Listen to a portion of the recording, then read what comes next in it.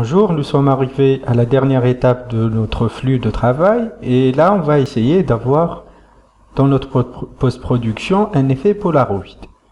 Pour avoir cet effet dans la post-production, déjà, il faut voir et analyser par quoi est caractérisé le Polaroid. Le Polaroid est caractérisé par un cadre carré. Le format déjà il est carré, il y a des bordures blanches. Il y a du contraste bleuté, il y a aussi du vignettage dans les bords. Et un effet vieux papier. On va essayer de simuler ça sur Photoshop. La post-production, on la fera sur Photoshop. Si vous ouvrez le document qui va avec, le 114, post-production et vignettage, vous allez trouver toutes les notions d'analyse et théorique et comment avoir vos modes de fusion détaillés dans le fichier Word. Je vais aller dans post-production, je vais ouvrir le fichier final et voir de quoi il est composé. D'abord, je vais commencer par allumer, activer et désactiver les calques pour voir les différents effets. Ça, c'est l'image de départ à laquelle on a rajouté des bordures blanches. Ensuite, on a converti l'image en image vectorielle, du bitmap à vectoriel. On a appliqué un filtre dynamique. L'effet de ce filtre, pour avoir exactement ce que fait le filtre, vous zoomez, vous activez et désactivez. Le filtre grain, il ajoute de la texture à votre image. Regardez comment la granulométrie de votre image va être augmentée par ce filtre. Ensuite, à l'image, qu'est-ce qu'on a ajouté? On a ajouté un filtre bleu. Le filtre bleu va ajouter une couche d'information qui va uniformiser l'aspect. Ensuite, on a amélioré le contraste. Il faut activer et désactiver pour voir avant et après. On a ajouté un papier ancien qu'on a fusionné pour donner l'effet vieux papier. On a corrigé la courbe de l'exposition par une courbe. Et on a fini par ajouter du vignettage dans les bordures et les angles droits. Et on a finalisé ça par un texte. On va essayer de reproduire ces étapes une par une.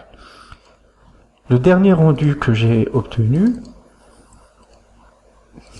c'est celui-ci, c'est l'étape profondeur de champ et rendu final. Je le prends dans Photoshop.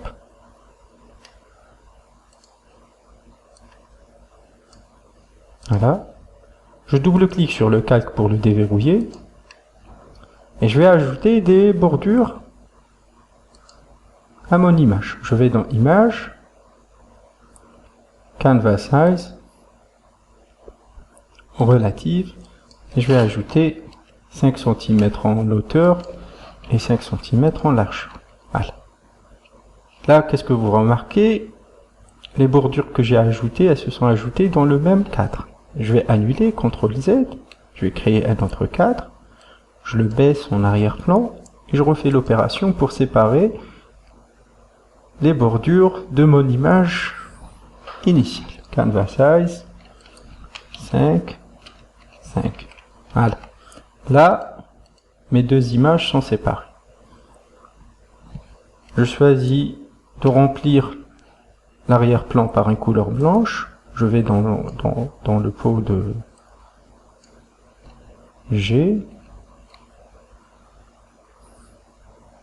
ou bien par une brosse P, dont j'augmente la dureté, couleur blanche. Je vais peindre tout ça en blanc. Et là, j'ai mes bordures. C'est important de garder les calques séparés, c'est pour pouvoir avoir plusieurs manipulations ultérieures. Qu'est-ce que je fais? CTRL, SHIFT, ALT, E. Cela va me dupliquer les calques visibles en dessous. Et je vais garder mon historique comme ça. Ensuite, qu'est-ce que je vais appliquer? La seconde étape, c'est je vais rendre mon image du format bitmap au format vectoriel. bouton droit sur le calque, Convert to Smart Object. Ensuite, je vais ajouter un filtre qui va créer du grain dans mon image. Je vais essayer d'ajouter ce filtre. Vous allez dans Filtre, Galerie des filtres, Texture, vous dézoomez un peu, Texture, Grain. Là, c'est l'intensité.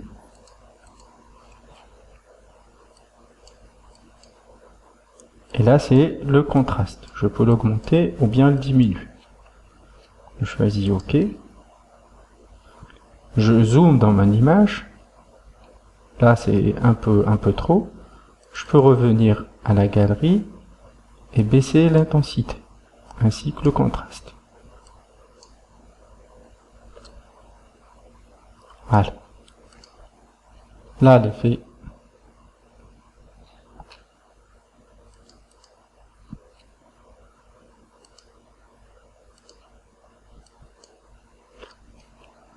Je zoome pour mieux apprécier. Je réduis l'intensité, ainsi que le contraste. OK. Et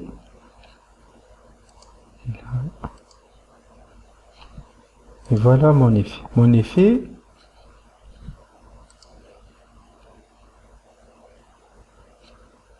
m'a réduit trop mon contraste. Voilà. Là, c'est le bon contraste. Ensuite, je vais appliquer un filtre bleuté à l'image. Qu'est-ce que je fais? Je crée un nouveau calque. Je vais dans mon nuancier et j'entre les valeurs 0, 0, 40 pour avoir un bleu. Et je peins toute mon image. Ensuite, à ce calque, je vais choisir un mode de fusion.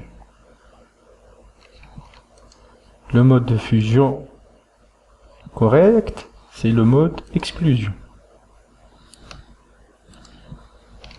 J'active et désactive pour voir, et je peux baisser son intensité pour que l'effet ne soit pas exagéré.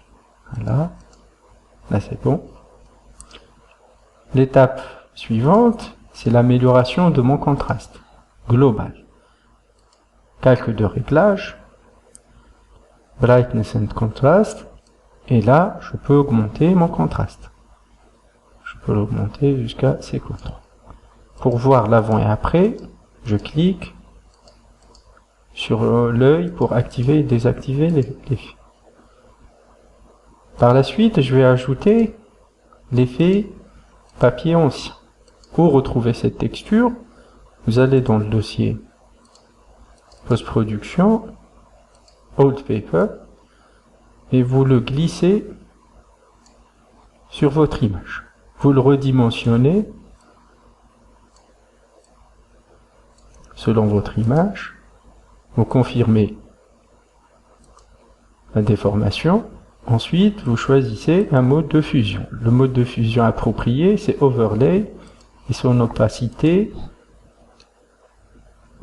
est à 42. Voilà. Là, l'effet est trop exagéré.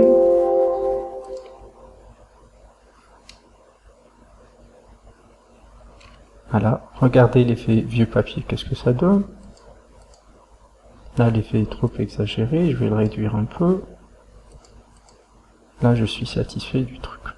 Voilà. Ensuite, qu'est-ce que je peux faire? C'est améliorer l'exposition globale de mon image par une courbe. Donc, courbe. C'est la même courbe qu'on retrouve dans l'éditeur 32 bits de V-Ray. Là, je suis du côté des valeurs proches du blanc. Là, c'est les valeurs proches du 0. Pour avoir une amélioration du contraste global, je vais me mettre en milieu. Ça veut dire que je vais affecter les temps moyens. Et toujours, j'active et désactive pour voir les améliorations que j'apporte à mon image. Dernière étape, c'est le vignettage. Le vignettage, c'est un calque au mode de fusion overlay et en opacité 60. Donc j'ajoute un nouveau calque, je choisis une brosse, Alt à gauche avec la souris pour réduire la taille de ma brosse.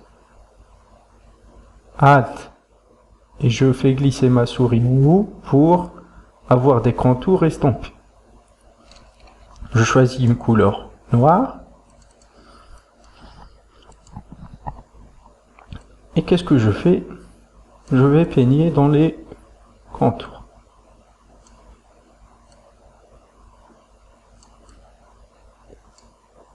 Je n'ai pas besoin d'avoir une forme parfaite, mais le principe c'est d'avoir une zone assombrie dans les contours.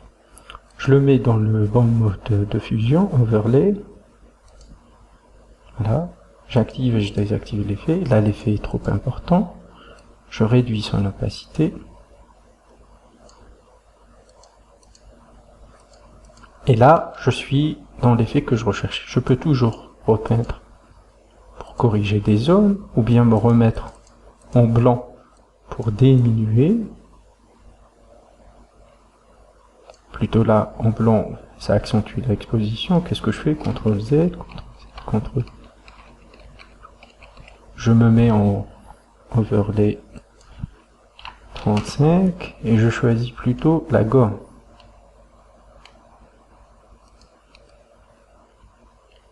Voilà, pour effacer le noir et regagner de l'information. Là j'active et je désactive le cadre. Je suis satisfait du résultat. Qu'est-ce qu'il me reste? Il me reste cette écriture stylisée qui va avec l'effet. Pour obtenir cette écriture, qu'est-ce que vous avez? C'est la police de caractère FH Script. Vous l'avez dans le dossier, double-cliquez dessus, installez. Oui. Vous l'installez, vous fermez Photoshop et vous le redémarrez. Et quand vous allez choisir de créer un texte, cliquez FH et vous allez retrouver votre type et votre police de caractère. Voilà. Là, la taille est petite. J'augmente la taille ici. Je vais aller à 150. Voilà. Le tuto pour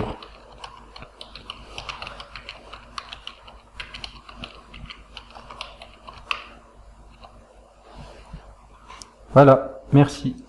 Maintenant, qu'est-ce que je peux faire? Je peux sauvegarder mon fichier sous format Photoshop pour pouvoir l'éditer ultérieurement. Et je peux aussi exporter des images au format JPEG pour les publier dans les réseaux sociaux. Voilà, rendu final, post-production.